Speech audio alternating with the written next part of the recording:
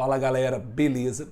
Hoje nós iremos trabalhar um pouquinho a respeito das ideias sobre evolução. Então trabalharemos mais as ideias de Lamarck, o lamarckismo, e as ideias também de Darwin, conhecidas como darwinismo. Vamos lá?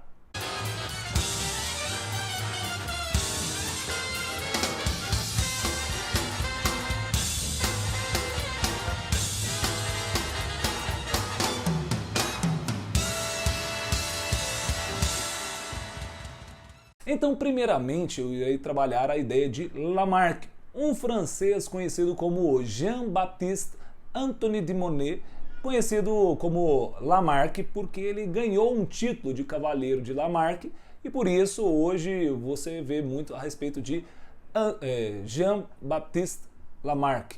Ok? Lamarck, então, ele, após observar alguns eventos na natureza, como por exemplo as cobras, ao olhar aí as cobras que não possuíam patas, dizia ele então que essa ausência de pata era devido aos ancestrais das cobras não utilizarem então suas patas, né, seus pés, e por isso então eles foram atrofiando. Então ele criou a primeira lei, que é a lei do uso e desuso, que diz que quanto mais um indivíduo utiliza um órgão, esse órgão vai desenvolver. Quanto menos ele utiliza esse órgão então começa a atrofiar. Essa ideia ela não é tão errônea não. Se você pensar, por exemplo, um catador de maçã. Esse catador de maçã, ele começa a catar maçãs altas e por isso ele vai forçando o seu braço e ao pegar muita maçã, os seus músculos começam a desenvolver, vai crescendo esses músculos. Não é algo tão ilógico, não. Se você pensar, por exemplo, uma pessoa que vai a uma academia, né? A pessoa está querendo ter um corpo mais esbelto, um corpo mais musculoso, né? Ele começa a utilizar os seus bíceps, né, para puxar um peso e o seu bíceps começa a crescer. Isso é verdade, não é? E ele começou a observar isso na natureza. E ele também criou uma segunda lei que dizia então que é a lei da herança dos caracteres adquiridos. Como assim herança dos caracteres adquiridos? Herança é algo que é passado de pai para filho. Então, das características adquiridas. Então, o pai passa uma herança, passa para os seus filhos uma característica que ele adquiriu. Então, por exemplo, o pai era musculoso, o filho então vai ganhar essa característica, ou seja, ele vai nascer musculoso. Isso não é muito verdade, não é? Se isso fosse verdade, um pai que, por exemplo, teve um corte na testa, o filho nasceria então, por exemplo, com esse corte na testa. Por que isso não ocorre? Porque as características passadas de pai para filho, ela só pode ser passada por meio de genes presentes no DNA. Então a alteração não deve ser física, e sim uma alteração genética. É óbvio que naquela época eles não tinham acesso a essas informações, eles não conheciam a respeito do DNA, né, das bases nitrogenadas, nem nada disso não. Ok? Por isso ele não conseguia também explicar muito bem como esses fenômenos ocorriam, né? Essa hereditariedade ocorria aí na natureza. Muitos então achavam, né, dizem que Lamarck é um idiota, mas não, as ideias dele eram super interessantes e também foram utilizadas até para que Darwin entendesse um pouquinho os fenômenos da natureza. Tanto é que Darwin cita, né, fala a respeito de Lamarck, ok? Então, um inglês chamado de Darwin, ele começou então a pesquisar, né, ao entrar num barco, né, num navio chamado de Beagle, ele começa então a fazer uma andança no mundo. E depois eu vou até colocar uma figurinha para a gente entender um pouquinho melhor como ocorreu essa viagem. Então Darwin percorreu vários continentes, incluindo aí o Brasil, tá? Mas o que chamou muito a atenção dele foi então um conjunto de ilhas, chamado de Ilhas Galápagos, em que ele começou a observar aí a diferença de características de seres que estavam presentes dentro dessa ilha.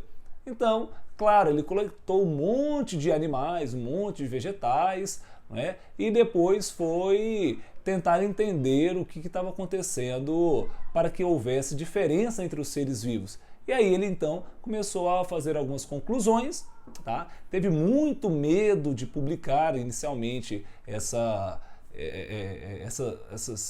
ideias que ele teve, né? Mas após ele ter recebido algumas informações também de um outro cientista chamado de Alfred Russel Wallace, né? Ele viu que as ideias de Wallace e a dele tinham muito a ver. E isso fez com que ele ganhasse então força e fosse então publicado o livro. Então eu tenho até aqui um exemplar desse livro, A Origem das Espécies, de acordo com Charles Darwin, onde ele vai trabalhar um pouco sobre a ideia de seleção natural. Então, para Darwin, a natureza selecionava os indivíduos mais adaptados, ou seja, os indivíduos que tinham característica que faziam com que eles então permanecessem vivos e posteriormente reproduzisse, passando essas características para os seus filhos. Então, para ele, na verdade, não era a natureza que forçava um ser a ganhar uma característica, como no caso lá do lamarckismo. Para Darwin, não. Para Darwin, a natureza, então, ela selecionava então alguns indivíduos que tinham uma característica que favoreciam eles para sobreviverem naquela região. Por isso, ela é chamada de lei da seleção natural, ou seja, a natureza selecionando os indivíduos mais aptos, mais adaptados. Então o que acontece? Se a gente pensar em uma situação onde você tem uma pessoa bem gordinha, uma pessoa bem magrinha. Se nós pegarmos essas duas pessoas e levarmos para uma savana africana cheia de leões e jogarem essas duas pessoas, o gordinho e o magrinho, lá na savana africana, talvez quem é que teria vantagem para fugir dos leões? Seria o quê? O magrinho. Então o magrinho ganharia mais velocidade, rapidamente correria e fugiria desses leões, e o gordinho talvez até conseguisse se deslocar, teria sido alvo fácil para os leões. Ok, mas se nós pegarmos essas duas pessoas, o gordinho e o magrinho, e levássemos eles para uma região bem gelada, né? Possivelmente quem se adaptaria melhor nessa região gelada?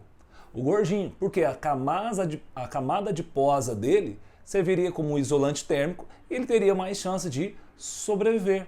Tá vendo então que quem está selecionando quem vai permanecer vivo é a natureza? Na savana africana, o ambiente selecionou o magrinho, enquanto na região gelada, a natureza selecionou o gordinho. Então, é a seleção natural, ou seja, a natureza selecionando os indivíduos mais adaptados. E esses indivíduos mais adaptados, então, permanecerão vivos, né? Eles se alimentarão melhor e possivelmente terão maior chance de se reproduzir. E ao reproduzir, passará essa característica para o seu filho. Então, seus filhos terão características que farão com que eles também sejam indivíduos adaptados àquele ambiente. Ok. Vale lembrar que ele está adaptado até com que aquele ambiente se modifique. Então, por exemplo, numa região onde você tenha várias borboletas que são coloridas, vivendo numa cidade que tem diversos tipos de plantas, né, tudo quanto é cor, e as borboletas todas coloridas lá viviam tranquilamente. Até uma pós-revolução industrial, né, um monte de indústria se instala numa cidade e começa a liberar fumaça. As paredes ficam acinzentadas, né? As árvores ficam acinzentadas por causa da fuligem. Quem teria então uma maior chance de sobreviver nessa região não seria uma borboleta rosa, uma borboleta amarela, uma borboleta vermelha, e sim uma borboleta talvez cinza, uma borboleta marrom. Essas possivelmente não seriam facilmente enxergadas aí pelo um pássaro que está fazendo seu forrageio, procurando a sua comida, né? E esse pássaro comeria as coloridas, deixando então somente a cinza ou uma marrom viva. Essas cinzas e marrons, a partir de várias gerações reproduzindo, gerarão somente filhas de cor cinza ou marrom, ou uma mescla dessa cor, né? Então, depois de vários anos ou várias gerações, aquela cidade talvez teria somente borboletas com as cores cinzas ou marrom. Então é assim que funciona a seleção natural. Existe então uma figurinha que compara muito bem a teoria de Lamarck e a de Darwin, apesar de que não foi Lamarck que utilizou esse exemplo das girafas, mas é um exemplo muito interessante para que a gente possa entender. Então vou colocar essa figurinha para você entender um pouquinho melhor. Olha aí. Então para Lamarck, no passado, só existiam girafas de pescoço curto, tá bom? E com variação, talvez lá no ambiente onde elas moravam, fez com que as árvores de pequeno porte morressem, permaneceram somente as árvores de grande porte. Isso fez com que então as girafas tivessem que alongar o seu pescoço para pegar as folhas lá no alto. Então elas começaram a usar demais o seu pescoço para pegar essas folhas e, de acordo com a lei do uso e desuso, ou seja, elas usaram bastante o pescoço e isso fez com que o pescoço crescesse. Ou seja, hoje todas as girafas têm um pescoço longo porque elas foram usando bastante esse pescoço. E lembrando a segunda lei que diz que é a herança dos caracteres adquiridos, ou seja, os pais adquiriram a característica de pescoço longo após usar bastante o pescoço e passou essa herança para os seus filhos. Diferente então da teoria de Darwin, porque para Darwin então no passado existiam girafas tanto de pescoço longo quanto girafas de pescoço curto. Todavia então, pela mudança também do ambiente, as árvores pequenas sumiram, permaneceram somente as árvores de grande porte. O que vai acontecer então? As girafas de pescoço curto não conseguiram capturar o alimento e acabaram entrando em extinção, morreram, sobrando somente a girafa de pescoço longo. Ou seja, a natureza selecionou os indivíduos que tinham a característica de pescoço longo. E, claro, se elas sobreviveram, elas reproduziram, gerando também somente girafas de pescoço longo. Então, comparando essas duas teorias, no passado, para Lamarck, tinha somente girafas de pescoço pequeno, pescoço curto, enquanto para Darwin, no passado, tinha girafas de pescoço longo e girafas de pescoço curto. Todavia, aqui elas tiveram, para Lamarck, eles tiveram que se alongar, usar demais esse pescoço para o pescoço crescer, né? E ao usar o pescoço cresceu. Para Darwin não, aquelas de pescoço curto não conseguiram sobreviver, permanecendo somente as de pescoço longo, e essas se reproduziram gerando somente filhotes de pescoço longo.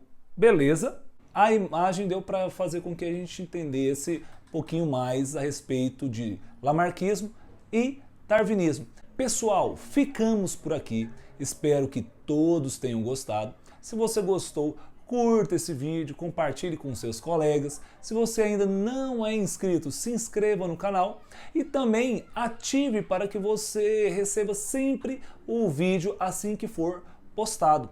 Grande abraço, até mais e tchau, tchau!